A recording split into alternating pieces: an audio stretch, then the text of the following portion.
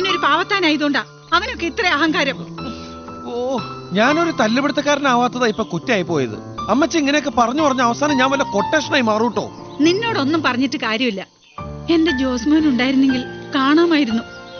നീ ഇങ്ങനെ ഒന്നിനും കൊള്ളാത്തവനായിപ്പോയല്ലോ. അല്ലെങ്കിലും 12 വയസ്സിൽ ഒളിച്ചോടിപ്പോയ മോനോടാ അമ്മച്ചിക്ക് സ്നേഹം. ഞാൻ ഒന്നിനും കൊള്ളാത്തവനാ, ധൈര്യമില്ലാത്തവനാ. സംസാരിക്കുമ്പോ ഒടുക്കത്തെ ധൈര്യം അമ്മച്ചി, പക്ഷെ പ്രവൃത്തിയോട് അടുക്കുമ്പോഴേക്കും ധൈര്യം ഒക്കെ ചോർന്നു പോവും. എല്ലാം ശരിയാവും, അമ്മച്ചി നോക്കിക്കോ. അമ്മച്ചി മോനെ വിഷമിപ്പിക്കാൻ വേണ്ടി പറഞ്ഞതല്ല.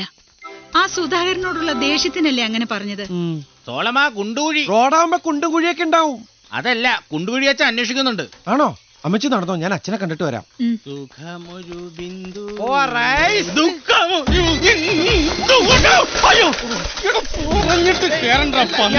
പ്രസവിച്ച് കിടക്കുന്ന ഭാര്യയെ കാണാൻ പോകുമ്പോ നീ എന്നെ മോർച്ചലിലാക്കാൻ നോക്കുന്നോ?